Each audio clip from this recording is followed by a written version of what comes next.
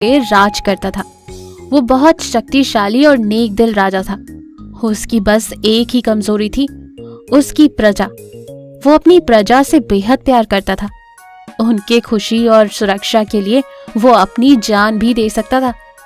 दूसरे जंगल का राजा बाघ हमेशा समर को नीचा दिखाने की कोशिश करता था। उस कोशिश में वो हर बुरे से बुरे काम करता, पर हर बार समर के सामने वो नाकामयाब हो जाता। इस बार भी वो इसी सोच में था कि किस तरह से समर को हराकर मजा चखाया जाए और उसका राज्य हासिल कर ले। समर समर समर, इस नाम ने तो मेरा जीना हराम कर दिया। मुझे किसी भी तरह इस नाम को मिटाना है। तुम सब मेरे सैनिक हो, कोई अच्छा सा सुझाव क्यों नहीं देते जिससे कि मैं इस समर का नामो निशान मिटा दूं और उसका राज्य हत्या लूं। महाराज, आप क्यों उस राज्य को हथियाने के पीछे पड़े हो? हमारा राज्य भी किसी से कम नहीं। हम यहाँ हंसी खुशी रह सकते हैं। अपनी बकवास बंद करो। अगर तुम जीतने का तरीका नहीं बता सकते तो मुंह खोलने की जरूरत नहीं है। ऐसी बातें बोलनी है तो मेरे जंगल को छोड़कर जा सकते हो। छोटा मुंह बड़ी बात महाराज, अगर आप कहें तो मैं सुझाव दूं। जल्दी बको।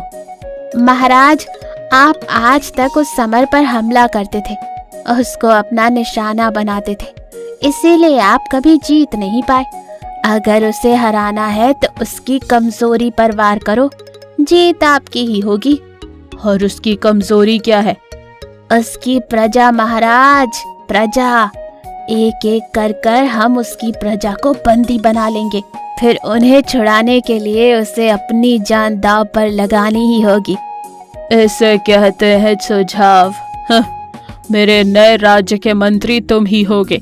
उस दूसरे सैनिक की बातों में आकर बाघ ने अपने सारे लोमड़ी सैनिकों को आदेश दे दिया कि समर की प्रजा को एक एक करके बंदी बनाया जाए। पर उस पहले लोमड़ी सैनिक को ये बात एक आंख नहीं भा रही थी। वो खुद अपने राजा के खिलाफ था और समर और उसके राज्य का समर्थन करता था। उसने ठान लिया कि वो ये बात जाकर समर को जरूर बताएगा और वो छुपते छुपाते समर के राज्य में पहुंच ही गया। महाराज की जय हो, पड़ोसी राज्य का एक सैनिक आपसे मिलना चाहता है। वो राज्य तो हमारा खास दुश्मन है, उस सैनिक को मुझसे क्या काम? ठीक है, ये तो उससे मिलकर ही पता चलेगा। ले आओ उसे मेरे सामने।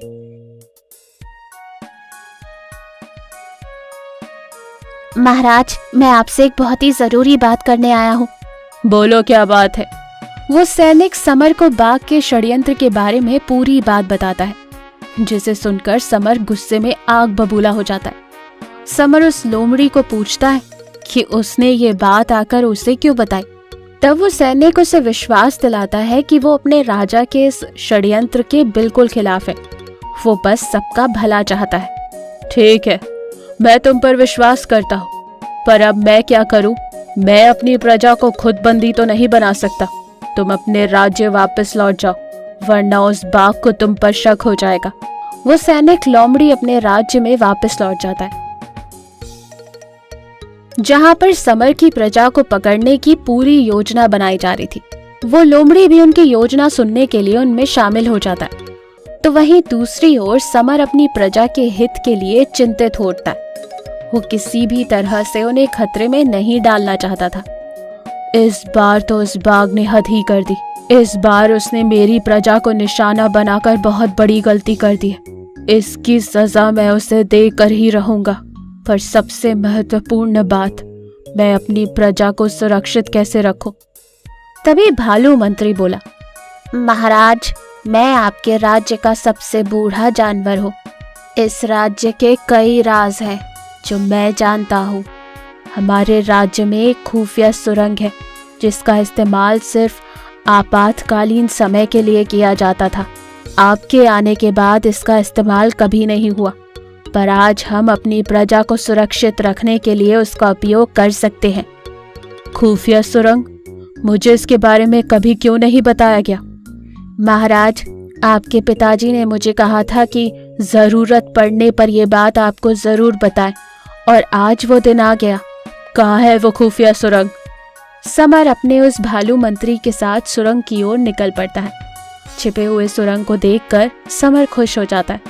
वो लोग ये तय करते हैं कि सारी प्रजा को इस सुरंग के द्वारा सुरक्षित जगह पर पहुंचा दिया जाएगा और फिर समर की सेना बाघ की सेना पर आक्रमण कर देगी और हमेशा के लिए बाघ का आतंक खत्म कर देगी।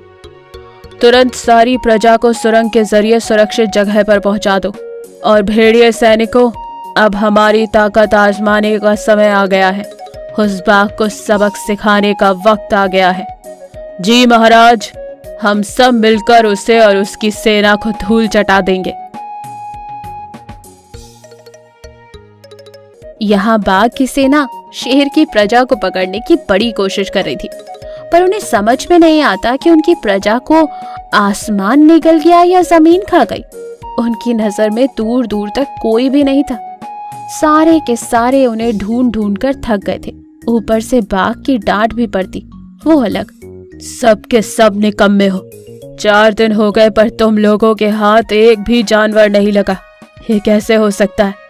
हमारा विश्वास कीजिए महाराज, है उनके जंगल का कोई भी जानवर हमारी नजर में नहीं आ रहा। पता नहीं सारे के सारे कहाँ गायब हो गए। महाराज, वो समर अपनी बड़ी विशाल सेना लेकर इसी ओर आ रहा है महाराज। ये कैसे हो गया? खैर, अब जो भी है, हमें उसका सामना करना ही पड़ेगा। सैनिकों, जल्द से जल्द तैयार हो जाओ और उन पर आक्रमण कर दो। दोनों जंगलों के बीच में ही दोनों राज्य के सैनिक आपस में भिड़ जाते कि तभी समर जोरदार गरज के साथ सबको शांत कर देता है। बाघ की सेना, मेरी बात ध्यान से सुनो। मुझे पता है कि तुम्हारा राजा कितना दुष्ट है, तुम पर अत्याचार करता है। जो भी उसके खिलाफ है और इस जंग को नहीं चाहता, वो या तो अपने घर वापस लौट जाए या फिर वो मेरी तरफ आ जाए। बाघ की सेना में कुछ ऐसे सैनिक थे जो बाघ से सच में बहुत परेशान थे और उसका रवैया उन्हें एक आंख नहीं भाता था। वो तुरंत सब अपने अपने घर लौट गए। उन्होंने बाघ का साथ छोड़ दिया और इसी के साथ बाघ अपनी आधी जंग तो हार चुका था। बाकी बचे सैनिकों को समर और उसकी सेना ने देखते ही देखते धूल चटा दी।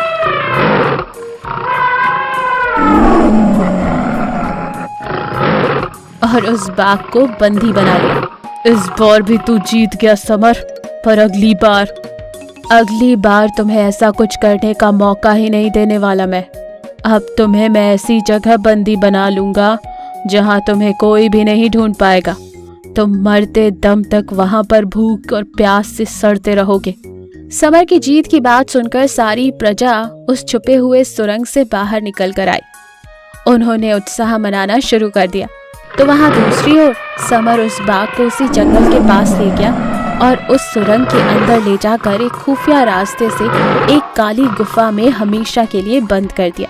इस कहानी से हमें ये सीख मिलती है कि बुराई चाहे कितनी भी कोशिश कर ले, जीत हम